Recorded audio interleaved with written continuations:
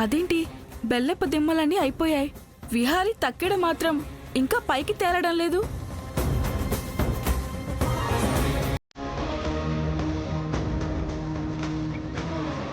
పిన్ని, నేనున్నాను కదా, బావని పైకి తేల్చే బాధ్యత నాది. చూస్తూ ఉండు నువ్వు.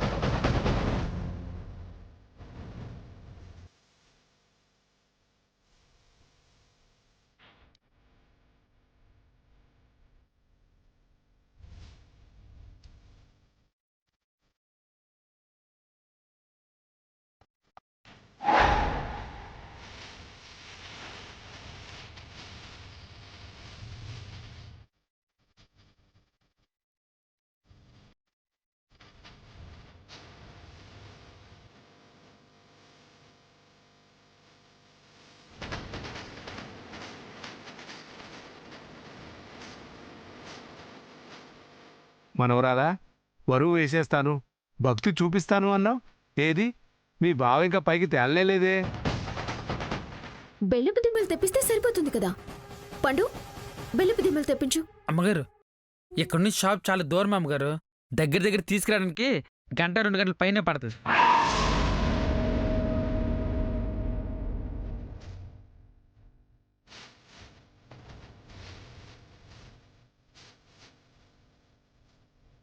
ఈ తులాభారం కోసం సుముహూర్తం పెట్టి ఈ సమయంలో నిర్వహిస్తున్నాం. అమృత గడియలు దాటిన తర్వాత చేసినా కూడా వ్యర్థమే.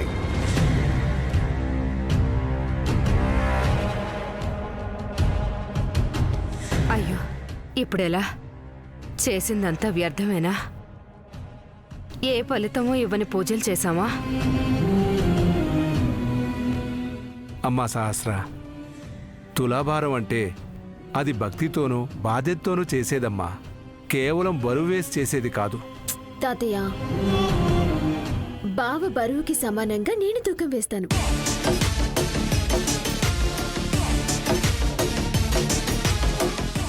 తులాభారం అంటే బంగారంతో తూకం వేస్తారు అన్నారు కదా, బంగారంతోనే నేను కూడా తూకం వేయబోతున్నాను.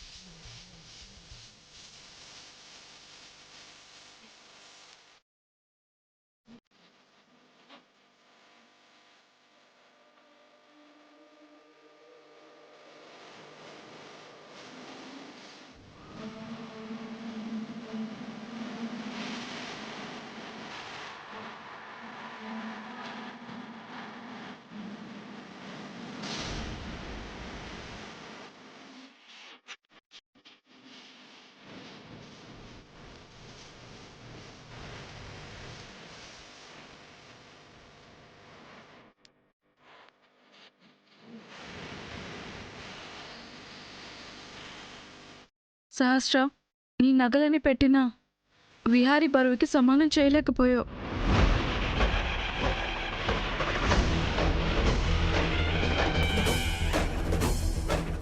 ఇక ఈ తులాభారం అయినట్టే. ఇప్పుడు ఈ తులాభారం పూర్తవకపోతే చేసిన పూజలన్నీ వ్యర్థమైపోయినట్టే. భగవంతుడా, ఎందుకయ్యా మాకిలాంటి పరీక్ష పెట్టావు? నానమ్మా, నువ్వు టెన్షన్ పడకు. తులాభారం పూర్తి కాకపోతే దేవుడేమన్నా శిక్షిస్తాడా ఏంటి? అపచారం. నీకేం తెలీదు, నువ్వు ఊరుకో నాన్న. అమ్మమ్మ, నువ్వేం టెన్షన్ పడకు.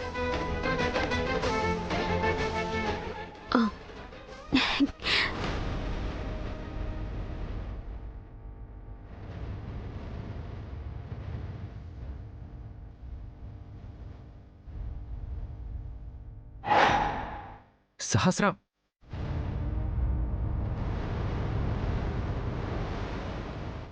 సహస్ర, ఆ వేలి కుంగరం పెట్టి చాలా కాలమైంది.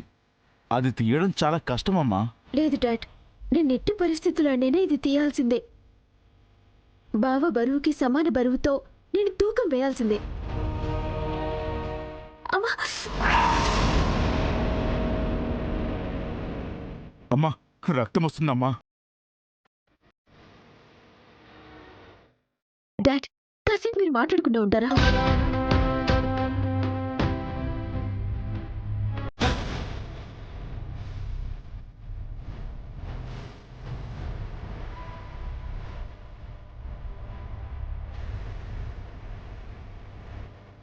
సహస్ర, వద్దు.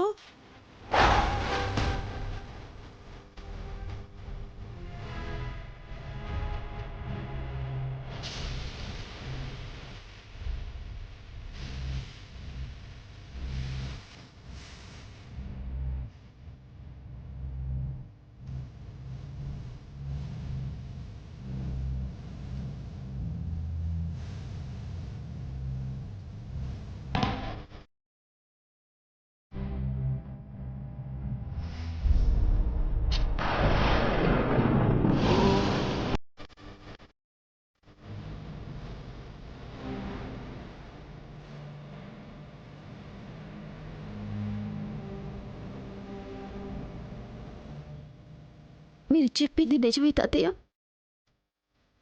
బహుశా భక్తితో చేసుంటే తులాభారం కరెక్ట్గా అయ్యేదేమో.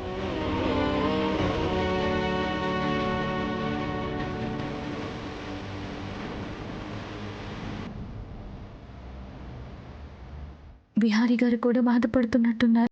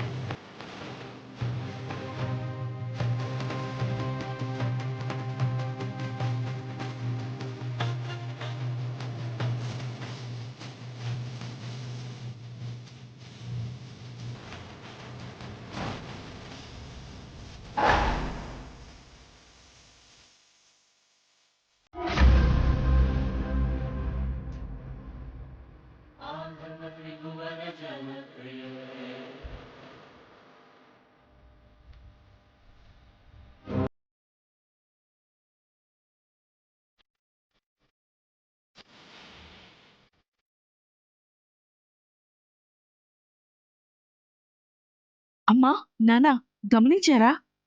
ఆ తులసి కొమ్మ పడగాని ఈ తక్కెట్లో బరువెలా పెరిగిందో? అంతా దైవ నిర్ణయం.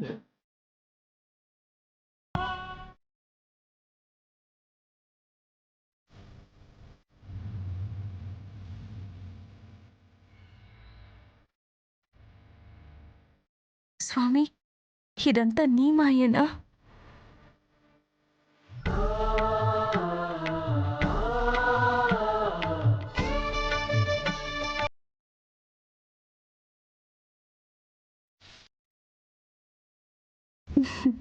ఈ కుటుంబాన్ని సంతోషపెట్టి మీరు సంతోషపడ్డారు. మీ కుటుంబం ఎప్పుడూ ఇలాగే నవ్వుతూ సంతోషంగా ఉండాలి విహారీ గారు. భగవంతుడా, కరుణించావయ్యా. కరుణించేలోపు అందరి గుండెల్లో కంగారు పెంచేశాడమ్మా. ఎలా అయితే ఏంటమ్మా, బరువు సమానమైంది కదా.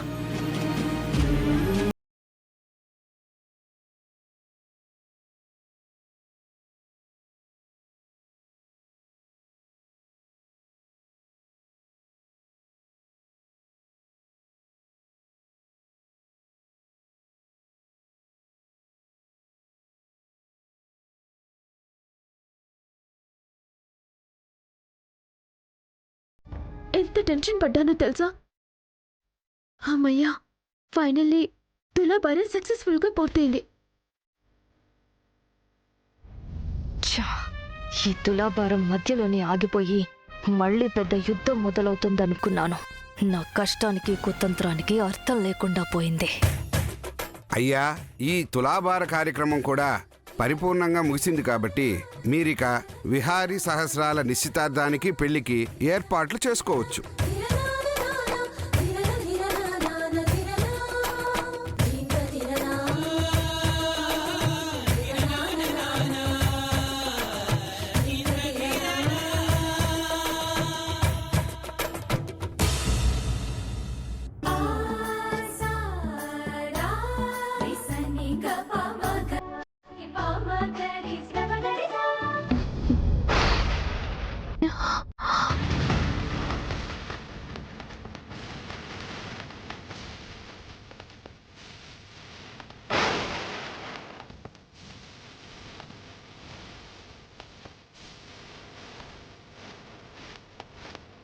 చూడు లక్ష్మి, నేను బాణం గురిపెట్టానని నీకు బాగా తెలుసు.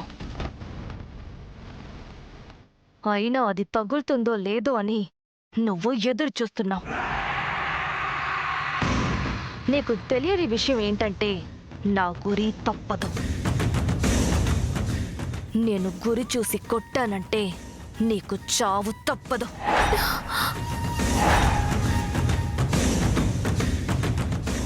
నేను నీకు అంతలా వార్నింగ్ ఇచ్చాక కూడా నువ్వు వెళ్ళలేదంటే నేనేమనుకోవాలి? నాకు నువ్వు భయపడ్డం లేదనుకోవాలా?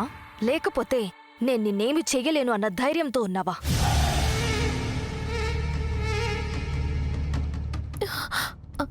అదేం లేదమ్మగారు, నిజానికి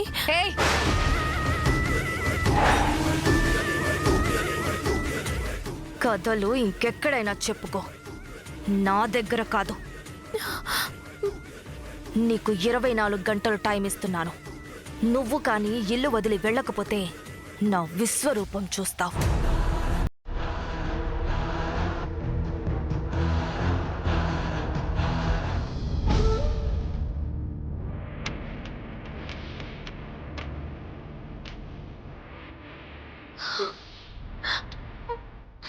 అంబికమ్మ గారు ఎందుకు నన్నింతగా పగబట్టేశారు?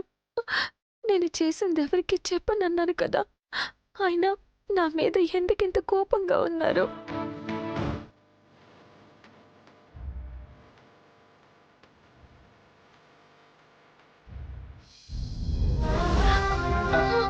లక్ష్మమ్మ, తులాభారం అయిపోయింది కదా, అందరి ఇంటికి వెళ్ళిపోవలసిందే. బయలుదేరు బయలుదేరు.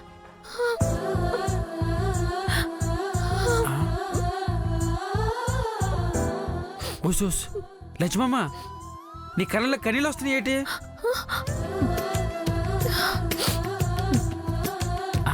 సినిమాలో అందరూ చెప్తారే ఇవి కన్నీళ్ళు కాదు ఆనంద బాష్పాలని. అలాంటి డైలీలు గట్టి చెప్పుకో ప్లీజ్. అదేం లేదు పండు, కళ్ళల్లో వద్దు, కళ్ళల్లో ఏదో పడిపోయింది అది కూడా చెప్తారు కదా, అది కూడా రొటీనే. ఇంకేదైనా కొత్తగా చెప్పు. నిజంగానే కళ్ళల్లో ఏదో పడింది పండు. కళ్ళల్లో ఏదైనా పడితే ఓకే, కానీ నీ జీవితంలో కష్టం ఏదైనా వచ్చి పడిందేమోనని అందుకే ఏడుతున్నామేమో అనుకున్నాను నేను. అలాంటిది ఏదైనా ఉంటే దాసుకోకుండా చెప్పి అమ్మా. అదేం లేదు పండు. లక్ష్మమ్మ, నువ్వు తులాభారం చూసా కదా ఏం జరిగిందో. ఎక్కడి నుంచి వచ్చిందో తెలియదు కానీ ఒక పావును రయ్యన వచ్చింది.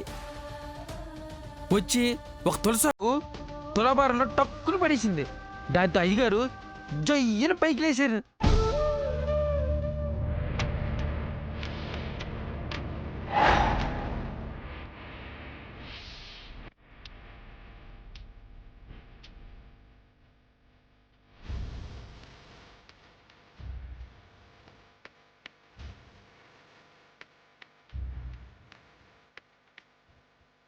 పాత సినిమాలో కృష్ణుని వేసిన ఎన్టీఆర్ చెప్తారే, ప్రేమతో చేసే తులసి దళానికి బలం ఎక్కువ, బరువు ఎక్కువ, విలువ ఎక్కువ అని. అచ్చం అలాగే జరిగిందమ్మా. నాకైతే భలే కనిపించిందమ్మా.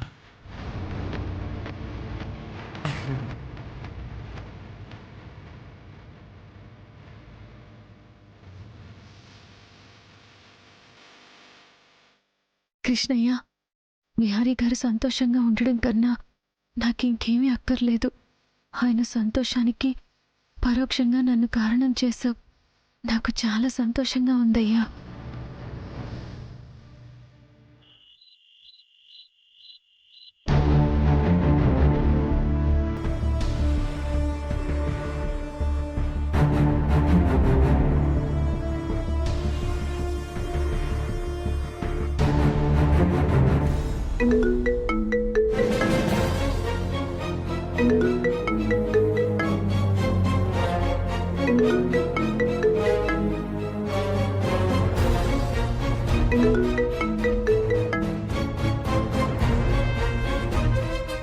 హలో. హలో అల్లుడు గారు, ఎలా ఉన్నారు? నేను బాగున్నానండి. అమ్మాయి ఎలా ఉంది? ఒకసారి పిలుస్తారా? అది తను భలేవాడివయ్యా. ఇప్పుడు వాళ్ళకి ఉదయం కదా, అల్లుడు గారు ఆఫీసులో ఉండుంటారు. అంతే కదా బాబు? అవునండి, నేను ఆఫీసులో ఉన్నాను. అయ్యో క్షమించు బాబు, నేను మర్చిపోయాను. ఇంతకీ అమ్మాయికి 16 రోజుల పండుగ ఎలా జరిగింది? బాగా జరిగిందా? అమ్మాయికి నల్లపూసల దండ వేశారా? ముత్తైదువులు ఎవరినైనా పిలిచారా? అంత బాగా జరిగింది. తెలిసిన బంధువులు కూడా వచ్చారు. అమ్మయ్యా, అమెరికా కదా, ఆ పండగ చేస్తారో లేదని మేం చాలా దిగులు పడిపోయాం బాబు. పోన్లే, మన ఆచారాలు వ్యవహారాలు అక్కడ కూడా అందరూ ఆచరిస్తున్నారన్నమాట. అవును అంకుల్. అల్లుడు గారు, మీకు చెప్పడం మర్చిపోయాను. మేము హైదరాబాద్ వెళ్ళినప్పుడు అనుకోకుండా మీ ఆఫీస్ చూడడానికి వెళ్ళాం. అక్కడ మేమెవరో తెలియక వాళ్ళు మమ్మల్ని తోసి పంపించేశారు.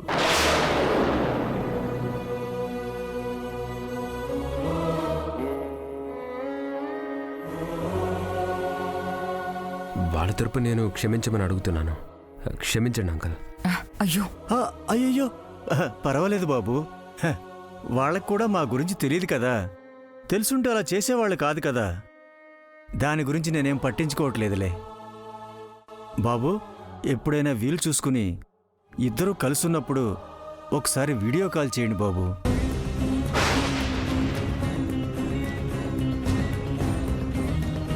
మీ ఇద్దరిని కళ్ళారా చూసుకుని ఆనందపడాలనుంది.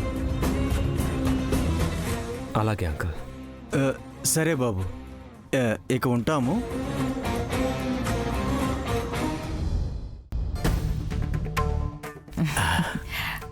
అల్లుడు గారితో మాట్లాడితే చాలే మనసు నిండుగా తృప్తిగా ఉంటుంది.